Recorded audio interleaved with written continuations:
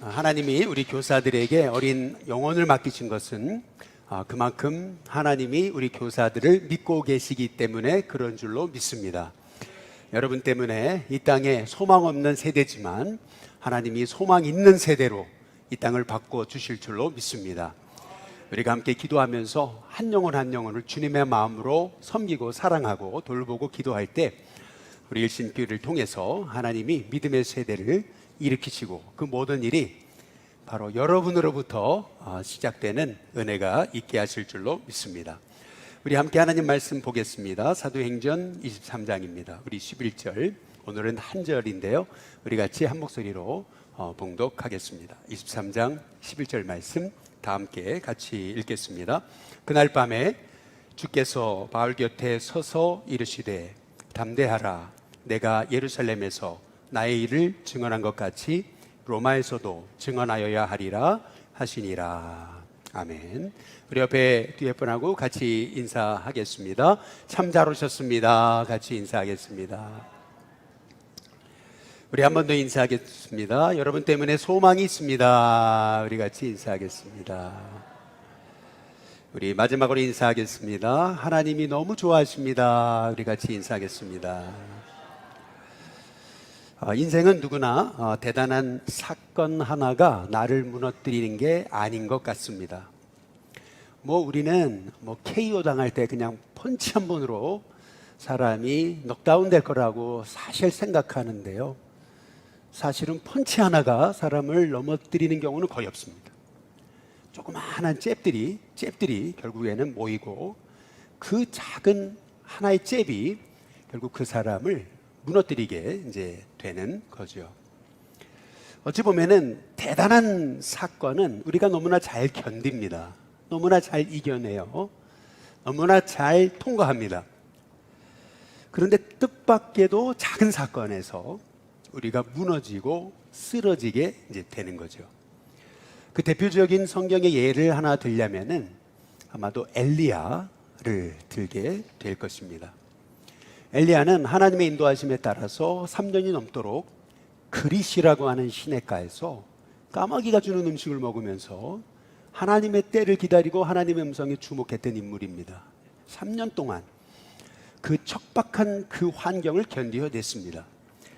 뿐만 아니라 이방 선지자 850명과의 싸움에서 850대 1로 승리를 하게 되죠. 하나님 불을 내려달라고 기도할 때 정말 하늘에서 불이 떨어지는데 엘리야가 그렇게 버려놓았던 제단에 물을 그렇게 부었는데도 그것을 불이 다 핥아버렸다 그랬습니다. 그 정도로 엘리야는 엄청난 능력의 선지자였던 것을 볼 수가 있습니다. 그런데 엘리야가 어떻게 넘어졌습니까? 뜻밖에도요, 이세벨이 그 사건을 보고서 군대를 동원해라 그래가지고 수천의 군대를 엘리야를 잡으러 쫓아올 때에 엘리야가 넘어진 게 아닙니다. 근데 뜻밖에도 이세벨이 한마디 말을 던지는 거죠. 너도 저처럼 죽을 거다고 말이죠. 너 두고 보자 말이죠. 쉽게 말하면은 군사를 동원한 것도 아니에요. 단순히 이세벨이 했던 거는 공갈 협박이었습니다. 그런데 그 공갈 협박 하나에 그렇게 위대한 불의 선지자 엘리야가 무너지는 겁니다. 그래서 우리는 누가 낙심하고 절망해 있을 때, 야, 너 왜 그런 거 갖고 그러냐? 너 그렇게 안 봤는데 라고 하기보다는, 그래, 얼마나 힘드냐? 나라도 그랬을 거다. 이렇게 우리가 공감해 줄 수 있는 지혜가 우리에게 필요한 줄로 믿습니다. 아니나 다를까 하나님이 엘리야를 어떻게 일으키시는 거냐면요, 먼저는 낙심하고 절망해 있고 지쳐 있었던 엘리야를 찾아가서 하나님이 하신 그 해결책, 치유의 방법은 뭐냐면 엘리야를 어루만지신 거예요. 저와 여러분에게도 어떤 상처받은 자를 어루만져줄 수 있는 우리 믿음의 성도님들이 되시길 주님의 이름으로 축복합니다. 그리고 쓰다듬어 준다고만 되는 건 아니잖아요. 먹여야 되는 거잖아요. 너무 지쳤잖아요. 배가 고프잖아요. 여러분, 사람이 아무리 믿음의 사람이라도요, 건강이 안 좋아지고 지치면은 누구나 다 낙심하는 법입니다. 하나님은 그걸 아시고 엘리야를요 떡과 한 병의 물로 그를 먹이시죠. 여러분, 올해에 예수님과 동행하는 저와 여러분에게 여러분의 육신도 하나님이 주신 은혜로 강건해지시기를 주님의 이름으로 축복합니다. 하나님의 일을 하려면 몸이 건강해야 됩니다. 하나님 내게 주님의 일을 할 수 있도록 강건함을 허락해 주옵소서. 하나님은 여러분에게 올해 독수리의 날개침 올라감 같이 하나님 새 힘을 주시고 또 어떤 육신의 연약함도 치료해 주시는 은혜를 주실 줄로 믿습니다. 그리고 하나님이 어떻게 하시냐면은 이제 하나님의 말씀을 보세요. 뭐라 하시냐면은 일어나서 먹어라 이렇게 얘기하시죠. 그리고 네가 갈 길을 다 가지 못할까 염려하노라. 우리 하나님이 말씀하십니다. 네가 끝까지 이 길을 가야 되는데 중도에 포기할까 봐서 내가 걱정이 되고 염려가 된다. 많이 힘들지? 여러분, 이것이 하나님이 엘리야를 일으키신 방법인 거죠. 그럼에도 불구하고 엘리야는요 계속 원망의 말을 쏟아내는 거예요. 나만 남았습니다. 이렇게 애쓰고 노력했는데 아무 소용이 없었습니다. 나만 남았지 않습니까? 차라리 죽었으면 좋겠습니다.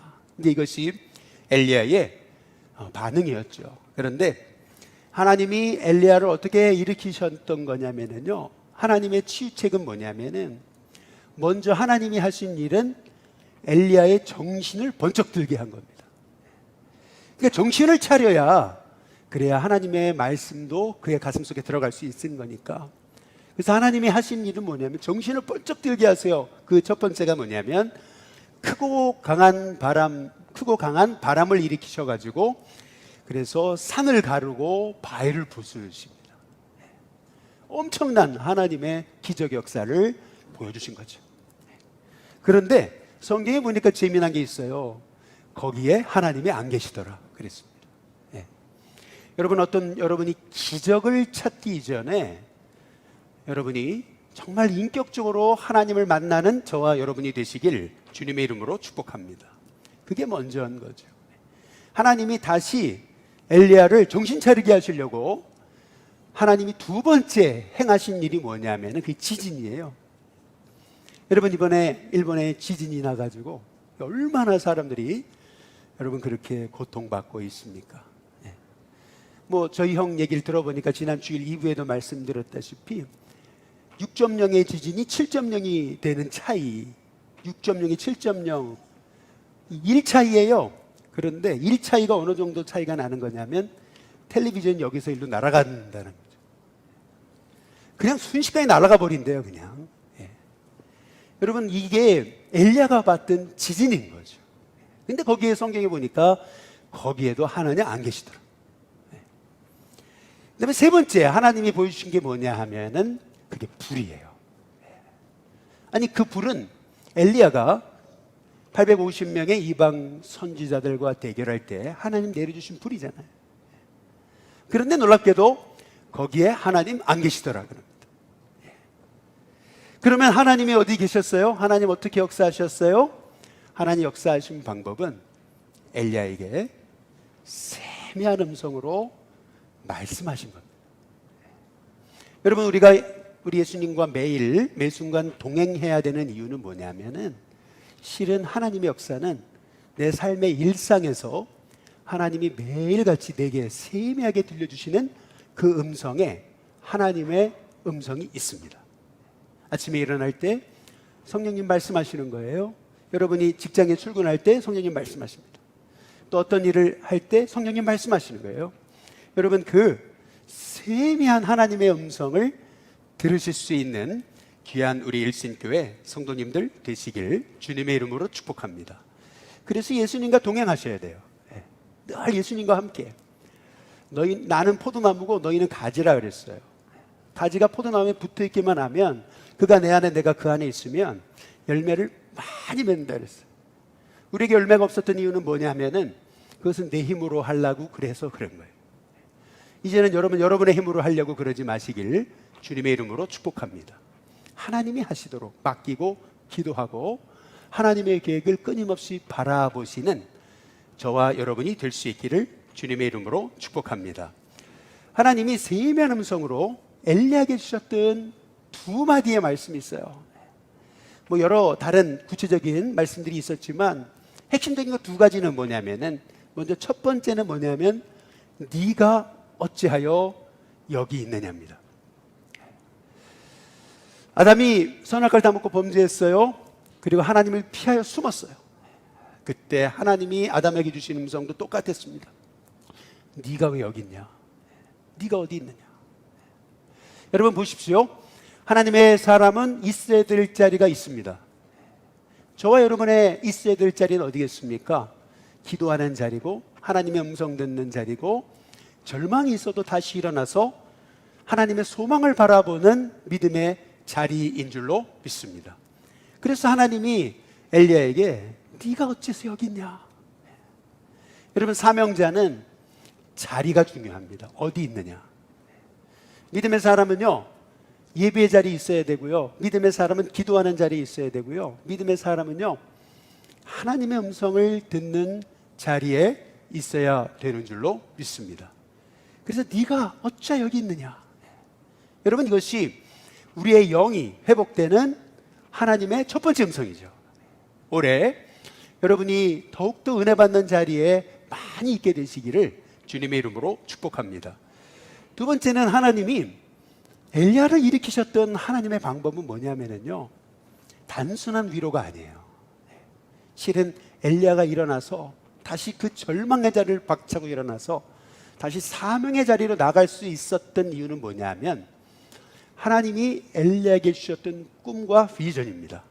하나님이 엘리야에게 뭐라 그러시냐면은, 바알에게 무릎 꿇지 않은 7,000명의 사람을 내가 예비해뒀다. 그동안 엘리야의 절망의 원인은 뭐냐면은 나뿐입니다. 나만 남았습니다. 왜 나 혼자입니까?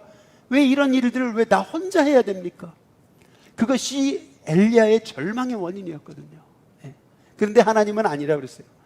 내가 바알에게 무릎 꿇지 않은 7,000명의 사람, 네가 보지 못하는 사람, 네가 알지 못하는 사람, 네가 꿈꾸지 못하는 사람, 그 7,000명을 준비해놨다.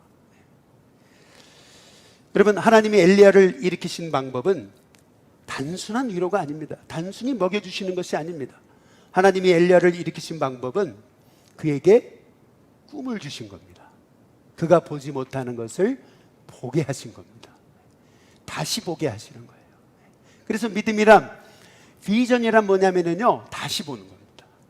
저와 여러분에게 이제 다시 보게 하시는 그 하나님의 놀라우신, 그 여러분을 일으키시는 그 하나님의 놀라운 그 손길을 올해 예수님과 동행하다가 경험할 수 있는 우리 일신교회 성도님들 되시길 주님의 이름으로 축복합니다. 올해 여러분에게 꿈이 생길 겁니다. 올해 여러분에게 비전이 생길 겁니다. 올해 일신교회에 비전이 생길 겁니다. 올해 일신교회가 사명을 감당하는 교회가 되도록 하나님이 꿈을 막 물붓듯 부어주시는 은혜가 있게 될 줄로 믿습니다. 여기 바울을 하나님이 일으키셨던 방법도 똑같습니다.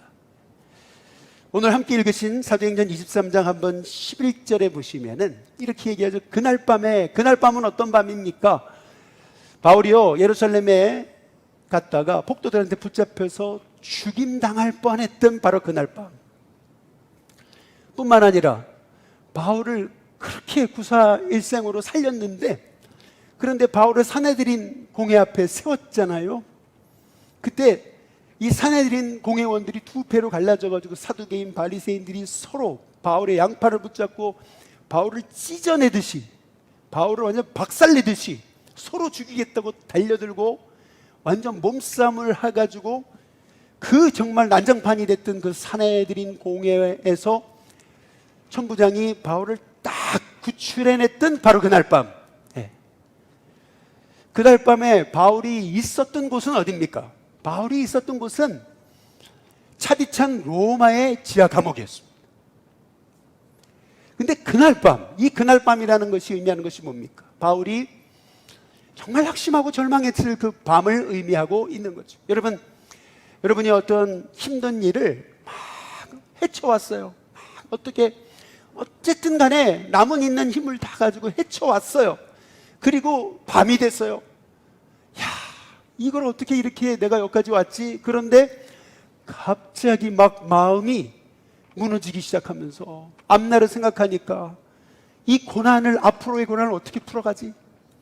막 혼자 됐는데 그 로마의 차디찬 지하 감옥에서 그동안 겪었고 그동안 당했던 일들을 생각해 보다가 자기도 모르는 사이에 막 절망이 몰려오는, 앞으로 이 어려움과 문제를 내가 어떻게 해결하지?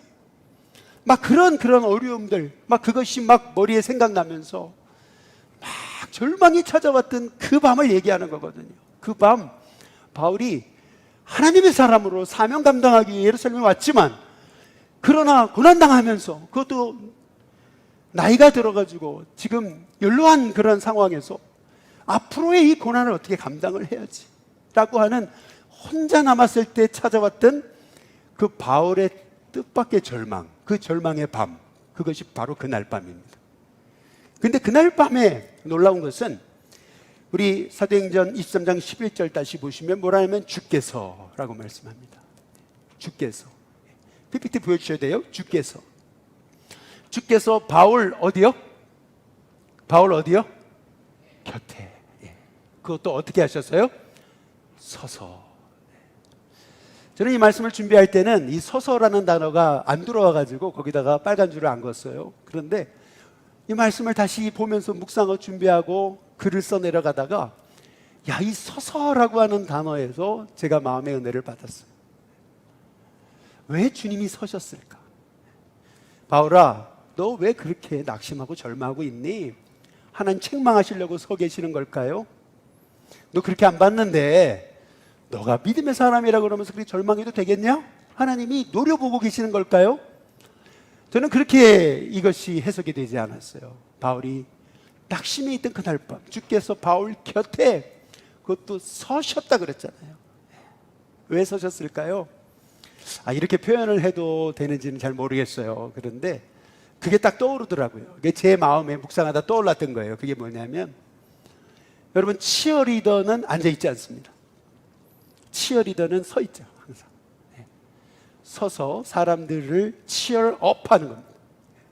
마찬가지로 우리 하나님도 절망에 있던 바울 곁에 서셔서, 바울아 일어나라, 일어나라, 일어나라. 하나님이 어찌 보면은 꼭 치어리더 같은 그런 역할까지 해주시는 거가 아닌가라는 생각이 됐을 때, 저는 뜻밖의 단어 여기 서서라고 하는 말씀에서 저는 제 안에 하나님이 주시는 그 은혜가 임했습니다.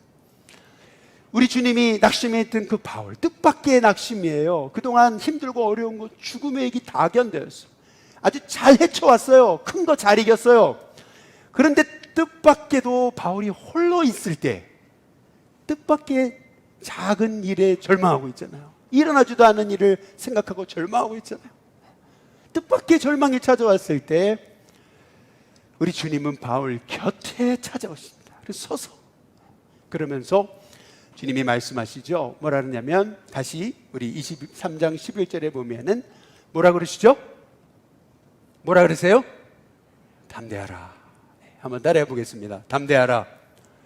이 담대하라는 말은 다르세오라는 말입니다. 이 말은 용기를 가져라. 저와 여러분에게 정말 절망의 밤에 하나님이 여러분에게 용기를 주시는 은혜가 있게 되시기를 주님의 이름으로 축복합니다. 여러분, 우리가 용기를 가져야 될 때는 언제냐면은 진짜 낙심했을 때입니다. 실은 우리가 믿음을 갖고 다시 일어서야 될 때는 언제냐면 내게 뜻밖의 절망이 찾아왔을 때입니다. 사실은 그때야 비로소 믿음의 사람의 진짜 믿음이 필요한 시점입니다. 근데 그것이 내 힘으로 될까요? 아니죠. 주님이 찾아오셔야 됩니다. 그 곁에서 서서 용기를 가져라, 힘을 내라, 두려워하지 말아라, 담대하라. 여러분, 이 말씀이 저와 여러분을 향한 하나님의 약속의 말씀인 줄로 믿습니다. 그런데 오늘 여기 사도행전 23장 11절을 다시 보여주시면은 하나님이 사도 바울을 다 일으키시는데, 이 사도 바울을 다시 회복시키셨던 그 방법이 엘리야를 일으키셨던 방법과 똑같습니다. 잘 보세요. 그냥 주님은 담대해라, 일어서라, 그냥 위로하는 데서 끝나지 않으십니다. 하나님은 사도 바울에게 뭐라 그러시냐면은 네가 예루살렘에서 나의 일을 이렇게 담대하게 증언한 것 같이 너는 이제 로마에서도 증거하여야 할 것이다. 여러분, 이것이 무엇입니까? 여기에는 세 가지 의미가 있습니다. 먼저 첫 번째는 뭐냐면 너 여기서 안 죽는다, 널 반드시 살린다. 여러분, 이런 은혜가 저와 여러분 가운데 있게 되시기를 주님의 이름으로 축복합니다. 또 로마에서도 라고 하는 말의 의미는 뭐냐면은 너를 향한 놀라운 계획이 아직도 남아있다, 그 뜻인 거죠. 그리고 마지막, 네가 예루살렘에서 나의 일을 증거한 것처럼 너는 로마에서도 나를 증거할 것이다. 여러분, 이 말의 의미가 뭡니까? 바로 너를 그 세계의 역사의 한복판 로마에 세울 거다. 무슨 말입니까? 네가 사명 감당할 때까지 내가 너와 함께 있겠다. 그러니까 하나님이 이 바울에게 꿈을 주시는 거거든요. 소망을 주시고 비전을 주시는 거거든요. 하나님은 항상 낙심하고 절망해 있는 사람에게 단순한 위로로 끝나지 않으십니다. 베드로가 예수님 부활하신 것을 알고도 사람들을 다 이끌고 디베랴 바닷가로 가잖아요. 우리는 고기나 잡으러 가자 말이죠. 그날 밤에 고기 한 마리 못 낚았어요. 주님이 베드로에게 찾아오셔가지고 숯불에 구운 그 생선을 준비하셔가지고 친히 먹이시잖아요. 그리고 나서 우리 주님이 베드로에게 하셨던 말씀이 뭡니까? 내 양을 먹여라, 내 양을 치라, 내 어린 양을 먹여라. 베드로가 다시 일어났던 비결은 뭐냐면은 우리 예수님이 베드로에게 그가 처음 부름받을 때 받았던 사람을 낚는 어부라고 하는 그 꿈을, 비전을 하나님이 베드로에게 다시 허락하신 겁니다. 마찬가지입니다. 하나님이 지금 로마에게, 베드로에게, 이 바울에게 네가 예루살렘에서 나를 증거한 것처럼 네가 로마에서 나를 증거할 것이다 라고 하는 이 비전은 뭐 생전 처음 주신 비전이 아닙니다. 하나님이 다시금 이 바울로 하여금 그가 여지껏 꿈꾸고 기도했던 그 사명을 다시 깨닫게 하시는, 다시 비전을 갖게 하시는, 다시 그가 잃어버렸던 비전을 다시 꿈꾸고 불태우게 하시는 그런 하나님의 계획이라는 사실을 우리가 오늘 말씀을 통해서 볼 수가 있는 거죠. 마찬가지로 여러분, 절망에 있는 우리에게도, 또한 낙심하고 쓰러져 있는 우리에게도, 또 환경 바라보면서 하나님의 계획 가운데 나아가지 못하는 우리에게도 하나님은 똑같은 일을 하십니다. 예. 네가 얼마나 힘드냐 내가 안다. 위로해 주세요. 먹이세요. 그것만이 아니죠. 이제 우리에게 소망과 꿈과 비전을 주시는 하나님이 저와 여러분의 하나님이신 줄로 믿습니다.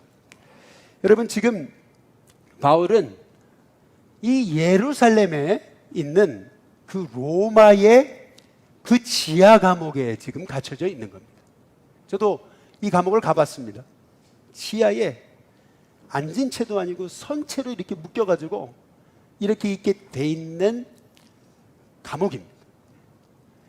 바울은요, 그 아주 차디찬 감옥, 그 어두운 감옥에서요, 하나님의 음성을 듣고 여러분 얼마나 그의 마음이 뛸 듯이 기쁘고 감사했겠냐는 거죠. 지금 환경은 정말 이 고난의 끝이 안 보이는 상황이었습니다. 그러나 하나님은 그의 곁에 서서 그에게 말씀하시면 용기를 가져라. 네가 예루살렘에서 나를 증언한 것처럼 로마에서도 증거할 것이다. 꿈을 주시잖아요. 소망을 주시잖아요. 마찬가지로 여러분과 올해 2024년 동행하시는 우리 예수님은 이제 저와 여러분에게 우리가 낙심하고 절망했을 때마다 우리에게 찾아오셔가지고 세미한 음성으로 일어나라, 담대하라, 용기를 가져라, 너에게 할 일이 있다, 너를 통해서 새 일이 이룰 거다 하시는 그 하나님의 음성을 들을 수 있는 저와 여러분이 될 수 있기를 주님의 이름으로 축복합니다. 저는 말씀을 정리하면서 두 분의 우리 감리교를 대표하셨던 목사님 두 분을 좀 소개하고 이제 마치고자 합니다. 한 분은 정춘수라고 하는 목사님이고 한 분은 신석구라고 하는 목사님입니다. 제가 이 두 분을 함께 말씀드리는 이유는 뭐냐면은 이 두 분은 친구입니다. 이 두 분은 똑같이 청주 출신입니다. 이 정춘수 목사님은 먼저 예수님을 믿었습니다. 그래서 신석구 목사님을 예수님을 믿게 해서 그로 하여금 목회의 길을 가게 했던 사람이 정춘수 목사님입니다. 우리 3.1운동 때 33인 대표로 그렇게 대표가 될 때 이 정춘수 목사님의 권유로 이 신석구 목사님이 함께 이 정춘수 목사님과 민족 대표 33인에 들어가게 이제 됐던 것이죠.